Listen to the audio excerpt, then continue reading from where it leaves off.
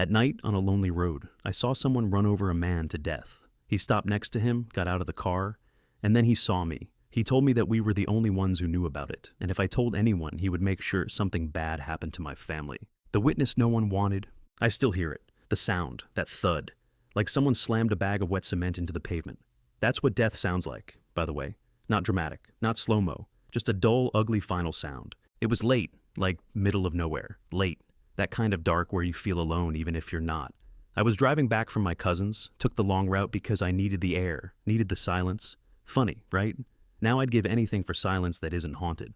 I saw it before I understood it. Headlights, a man, running, then impact. Car didn't swerve, didn't slow, just hit. I pulled over before my brain could even catch up, got out. Stupid, I know, but I had to see. I needed to be sure. And then he got out of the car. I knew that walk, that frame, that stupid leather jacket he always wears like he's still 20. My brother-in-law. He looked at the body like he'd stepped in gum, didn't even flinch, just stared for a second, then looked at me, and smiled. I swear, he smiled. He walked over, casual as hell, and said, "Well, looks like it's just us." I didn't speak. Couldn't. My throat was full of gravel and disbelief. Then he said it, the thing. "If you tell anyone, I'll make sure something bad happens to your family." Just like that. Flat. Cold. No hesitation. Like he'd already decided. Like he'd already done it before. I don't remember getting back in the car. I remember shaking. White-knuckle grip on the steering wheel. I remember trying not to throw up. I remember thinking, this can't be real. This can't be real. But it was. The next day he was at my house, holding my niece, laughing with my sister, joking with my dad like he didn't have blood on his tires less than 12 hours ago. And me? I just stood there, watching, wondering if anyone else could see it, what he was. But they couldn't. Of course not. Because monsters like him know how to blend in. They're not hiding in alleys. They're at family BBQs, pouring iced tea and flipping burgers. He's still around. Always around. Like he's daring me to say something. Like he knows I won't. Because what do? Tell my sister her husband's a killer? Risk him making good on that threat? Risk my mom, my niece? I hate him. I hate that smile, that calmness. I hate that I freeze every time he walks into a room now, like a scared little kid, like prey. But mostly, I hate me. I hate that I said nothing, that I keep saying nothing, and I hate what it's doing to me. I can't sleep. I can't think straight. I flinch at car sounds. I can't look at my sister without feeling like I'm failing her. Can't look at my niece without wondering what happens if I keep pretending this is fine. It's not fine. I've thought about writing it down, sending it anonymous, getting it off my chest without putting a target on my back. But even that feels like too much, like somehow he'd know. And that's the worst part. He's not scared, he's comfortable. Because I'm the one carrying the weight. He gets to sleep, I get to remember. That man on the road, he had a life, a family. Someone's waiting for him to come home. Someone doesn't know that I saw and said nothing. And every day that passes, that silence becomes part of me. Heavy, rotten. So, yeah, I'm the witness no one wanted. And I'm the one who has to live with it. I see him every Sunday, sitting at the head of the table like he earned it. My sister to his right, my niece on his lap, laughing, telling stories like he's the good guy in all of them. And me, I sit across from him, swallowing lies with every bite of mashed potatoes. He ran a man over. I saw it with my own two eyes. There was no hesitation, no swerve, no last-minute break, just impact. A body flung like a rag doll. Silence. And then, him, getting out of the car like he hit a squirrel. Then he saw me, and everything changed. I didn't know what fear was until I saw his face in that moment. Not panic, not guilt, control. Like this wasn't new to him. Like he'd already figured out the next 10 steps, and I was just a piece on the board. He walked up slow, wiped his hands on his jeans, said, "You and me, we're the only ones who know. Let's keep it that way." I stood there frozen, watching the man on the road. He didn't move, no one else around, just trees, dark sky. My heart trying to crawl out of my chest. Then my brother-in-law leaned in, too close. "If you tell anyone," he said, "I'll make sure your family pays for it." And that was it. I wish I could say I fought back. I wish I could say I grabbed my phone, called the cops, did something. But I didn't. I drove home, hands shaking on the wheel, replaying the sound over and over, the sound of a life being taken like it meant nothing. That was 3 months ago. 3 months of dinners, birthdays, fake smiles. 3 months of my sister looking at him like he hung the moon, and me sitting there knowing the truth. 3 months of watching my niece draw pictures of her daddy hero while my stomach turns. I told myself I was staying quiet to protect them. My sister, my niece. I told myself I had no proof, that I was being smart, careful. But the truth, I was scared. He looked me in the eye that night and said he'd ruin everything. And the worst part is, I believe him. I know what he's capable of. I saw it, and I see it now too, in the way he always watches me, even when he's laughing, always tracking, always 10 steps ahead. But here's the part that really messes with me. He still acts like we're family, still says bro when he passes me a beer, still brings up inside jokes from years ago. Like he didn't murder a man and threaten me under moonlight. And everyone else eats it up. They love him. My dad says he's a real stand-up guy. My mom calls him solid. My sister, God, my sister. She glows when he walks in. And I sit there like a ghost. I'm not okay. I'm not sleeping. My chest feels like it's caving in every time he's near. I flinch when he raises his voice, even in jokes. And I've started checking the locks twice at night, because I know him now, the real him. And the scariest part? He knows I know. This secret, it's poison. It's eating through me slow.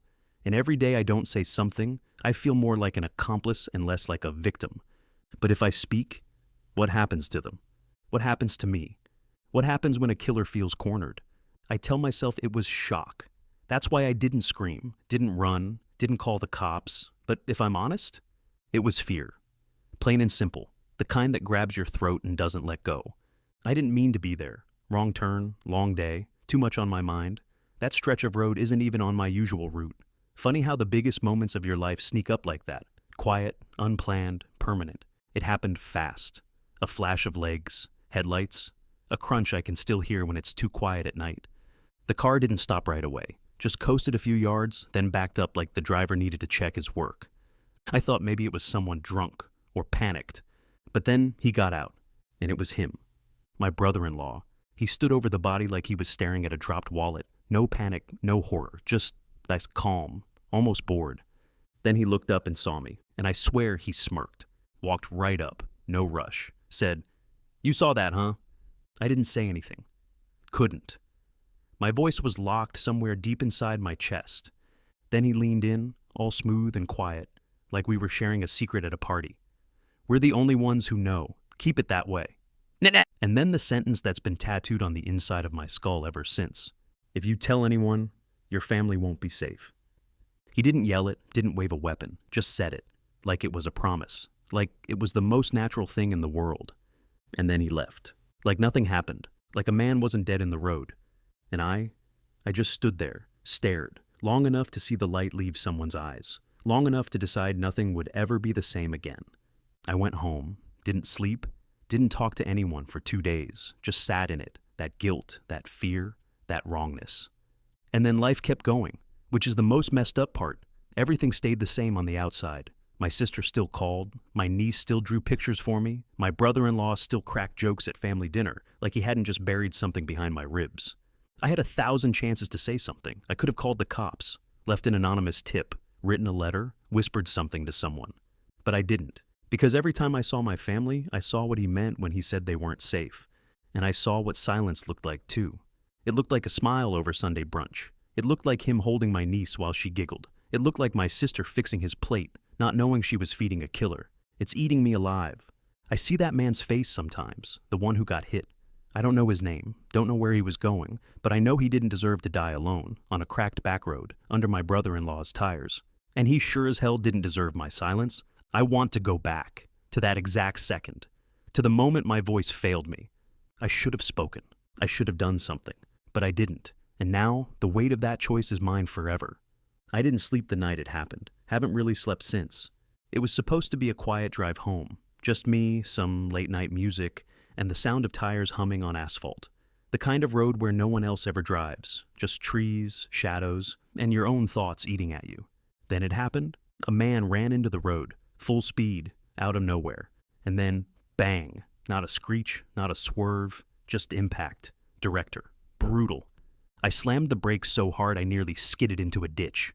Jumped out, heart already in my throat. Stomach twisting. Then I saw the other car just a few feet ahead of mine. Stopped. Door opened. And out stepped my brother-in-law. For a second my brain didn't compute it. couldn't process him being there, on that road, at that moment. But then he walked over to the body, looked at it like it was nothing more than roadkill. No shock, no grief. Just this eerie calmness that made my blood run cold. And then his eyes landed on me. He smiled, like it was funny we'd run into each other. "Well," he said, "looks like it's just you and me, huh?" I didn't move, couldn't. I remember thinking, is this real? Is this really happening? He stepped closer, hands in his pockets, still calm. "You didn't see anything," he said, "and if you tell anyone—" He paused, looked right at me. "I'll make sure something bad happens, to your family." No yelling, no threats, just certainty, like he'd already rehearsed it, like he'd done this before. I don't remember getting back in my car, don't remember driving home. Just remember the way my hands were shaking so bad, I had to pull over halfway and puke in the grass. And the whole time, this one thought kept looping in my head. My sister married a murderer, and I said nothing. 3 weeks later, he's in my kitchen, laughing with my dad, tossing my niece into the air while she squeals with joy. And I'm just standing there, watching, knowing. It's like living in a nightmare no one else can see. I scream inside my head every time I see him, every time I hear his voice, every time he looks at me across the room and I see it, that smirk, like we're in on something together, like we're bonded now. We're not. He thinks he's untouchable, and maybe he is. He picked the perfect leverage. He knows I won't risk my sister, or my niece, or my mom. He knows I'll carry this for him. And the worst part? He's not even hiding it. He shows up to family dinner like he didn't crush a man's spine into the pavement, hugs my mom like he's grateful, brings dessert, acts like the perfect son-in-law, and I stay quiet. But here's the thing. I found something yesterday, in my mailbox. No return address, just one sentence on a piece of paper. "You're not the only one who saw what happened." That shook me, because I thought I was alone, thought I was the only one living in this silent hell. But now I don't know who else was out there, watching, waiting. Maybe they're scared too. Maybe they're just as stuck. Or maybe they're ready to do something I wasn't. Either way, something's changed. The silence isn't just mine anymore. And maybe this time, it doesn't end with me being the only one carrying the blood on my conscience.